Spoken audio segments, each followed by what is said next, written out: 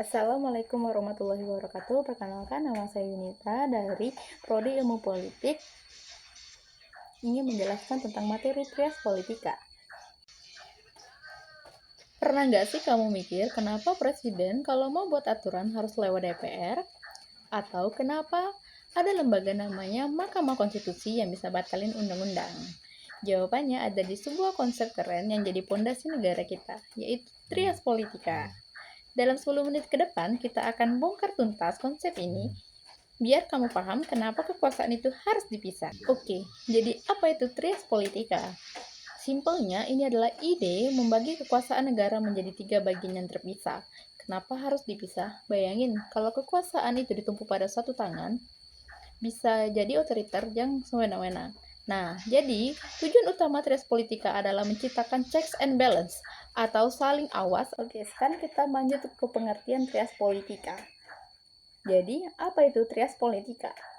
Simpelnya, ini adalah ide untuk membagi kekuasaan menjadi 3 bagian yang terpisah. Kenapa harus dipisah? Bayangin, kalau kekuasaan itu numpuk pada suatu tangan, bisa menjadi otoriter yang sewenang-wenang. Nah, tujuan utama dari trias politika adalah menciptakan checks and balance atau sistem saling awas dan saling imbang. Jadi tidak ada yang satupun yang namanya lembaga menjadi superpower di antara lembaga lainnya. Ide ini dikembangkan oleh pemikiran utama dari tokoh Prancis Montesquieu.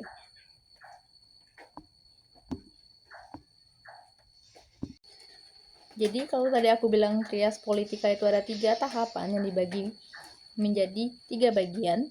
Yang pertama itu adalah legislatif, si arsitek negara. Cabang pertama ini adalah legislatif.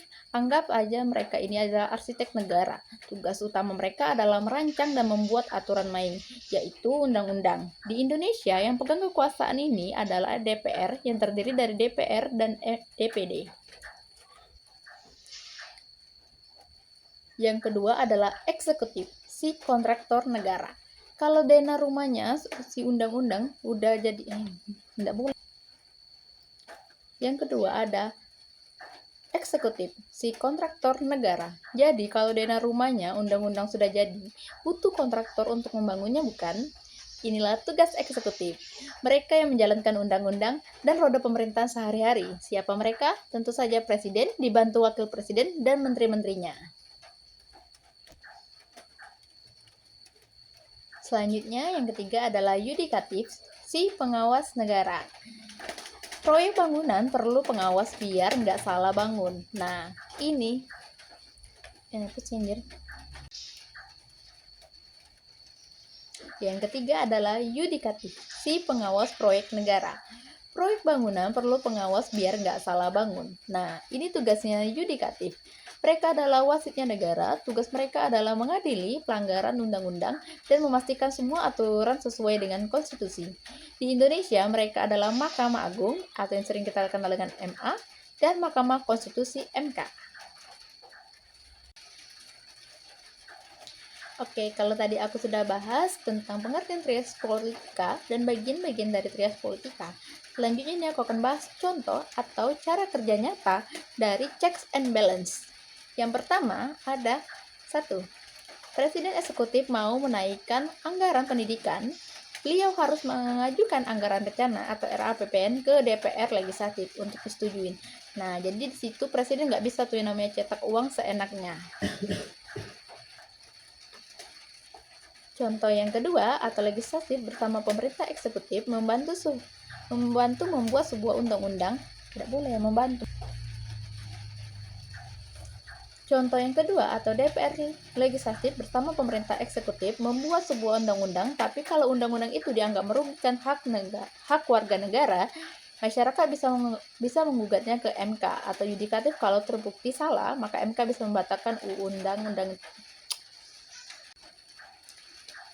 Yang kedua adalah DPR legislasi bersama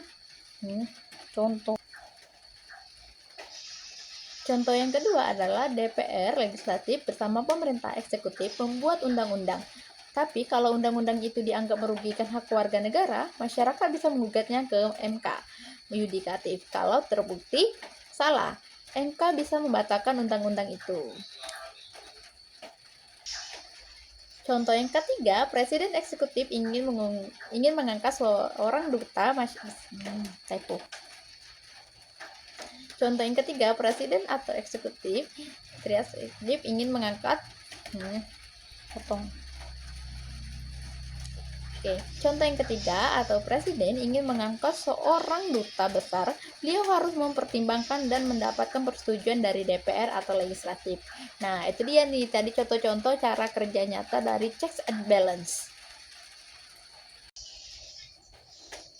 Oke, kalau tadi aku sudah jelasin tentang pengertian trias politika, pembagian trias politika, serta contoh cara kerja checks and balance, sekarang yang jadi kesimpulan adalah kenapa sih trias politika ini penting buat kita?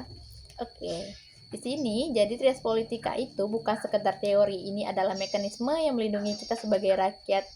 Ini adalah cara negara memastikan hak-hak kita terlindungi. Pemerintah berjalan transparan dan mencegah adanya kekuasaan absolut.